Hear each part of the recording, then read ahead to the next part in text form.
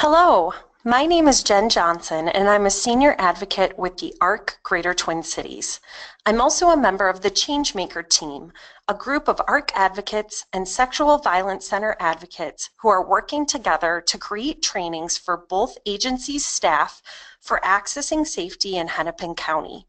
I'm excited to present romantic relationships in the lives of people with intellectual and developmental disabilities for you today. Let's get started.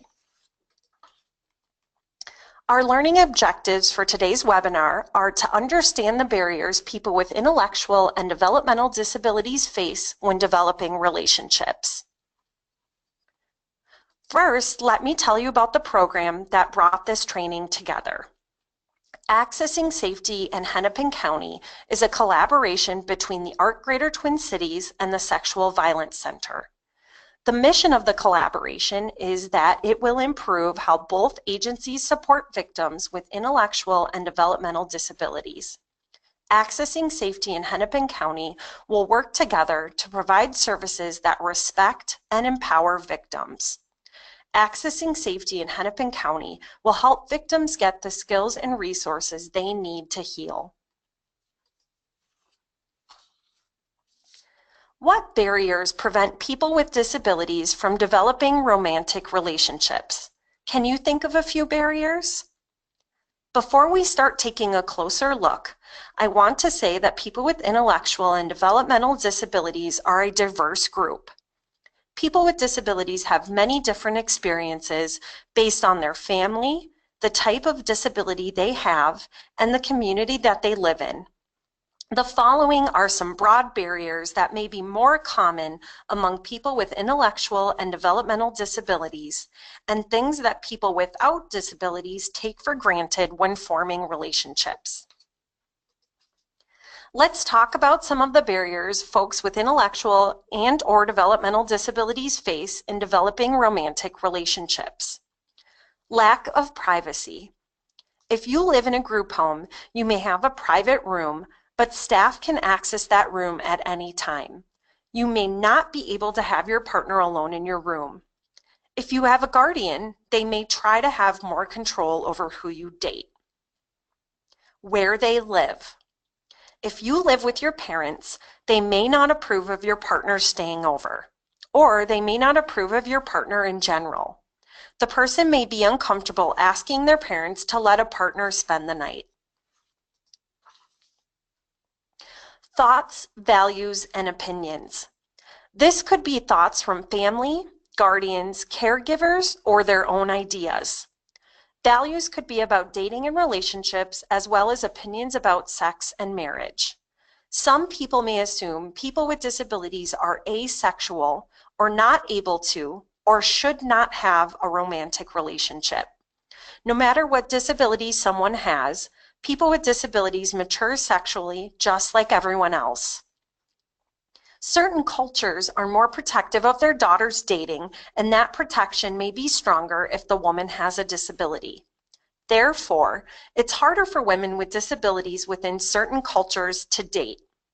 Parents, guardians, and caregivers' thoughts on people with disabilities raising children may lead to outdated thoughts about forcing women with disabilities to go on birth control, or they may not allow the person with the disability access to birth control at all. Little or no sex education. Again, the idea of people with disabilities being asexual sometimes means that this group gets left out of sex education at school and at home. Therefore, they may not learn what is a healthy relationship, warning signs of abuse, and etc. This may also lead to parents, guardians, and caregivers being more involved in the relationship between people with disabilities because they think the person with the disability doesn't know how to be in a relationship and needs protection. This leads to a lack of privacy as well. Less knowledge or experience forming intimate relationships. People with disabilities may be unsure of how to form a relationship or scared because of safety concerns. Please note, the picture you see here is from a Star Tribune article called Intimacy Denied, an article about people with disabilities in relationships in Minnesota. We've included a link to the article with the webinar.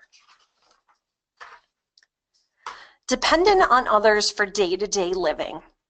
Some people with disabilities might have a personal care attendant or a family member who supports them every day for sometimes very private care, like bathing, dressing, and using the bathroom. It can be hard to have any privacy with a partner if the person always needs a personal care attendant or a family member nearby. Transportation. Some people rely on metro mobility or family for rides. That can make it difficult to spend time with someone. If a person relies on public transportation like metro mobility or the bus, it can be expensive and often must be planned days in advance. If a person relies on family then must be both willing and available to give them rides. There are many more barriers that people with disabilities face when forming romantic relationships. These barriers are problems with the world that we live in, not making relationships accessible to people with disabilities. Now that we understand some of the barriers to forming relationships, let's talk about sex and specifically consent. What is consent? Giving consent is like giving permission or saying yes to something. Consent for sexual activity is more than just a yes. So what is consent? This slide has the definition from the Sexual Violence Center.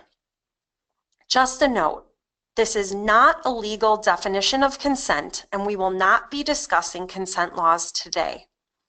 The laws about consent are pretty complex and confusing, and we won't have time to discuss them here. Consent is a voluntary, positive agreement between participants to engage in a specific sexual activity. Consent is based on choice, free choice without guilt, pressure, or threats. Consent is active, verbal and physical. Consent can be taken back at any time. Consent is possible only when there is equal power. People share power in the choice to give consent. True consent cannot be given when someone has power over the other person, like a therapist or a court-appointed guardian. Giving in because of fear is not consent. If you are afraid of something, you may say yes and you may act like you are happy. This can be a way to protect yourself and limit the harm that may come to you. This is not consent. If you are going along with something because of wanting to fit in with a group, if you are being tricked or feeling bad, it is not consent. Consent is needed for more than just sex. Consent is needed for being in a relationship, any type of sexual activity from kissing to intercourse, and safe sex practices like using birth control and condoms. Some of the people watching this webinar are advocates from the Sexual Violence Center and advocates from the ARC Greater Twin Cities. Let's talk about the terms victim survivor centered and person centered. Victim survivor centered is a term the Sexual Violence Center uses to mean that they are supporting the victim survivor and what is best for them. Person centered is a term the ARC uses to mean that the person is more important than the disability. Advocates at the Sexual Violence Center and the ARC are doing similar things, putting the people first who come to us for support. It is not the advocate's role to decide if a person has the capacity to consent. We may wrongly assume a person was assaulted because they have a disability, and this may not be correct. Listen to the person. Keep in mind, we are not the legal experts, and the laws about sexual consent for people with intellectual and developmental disabilities are confusing and unclear.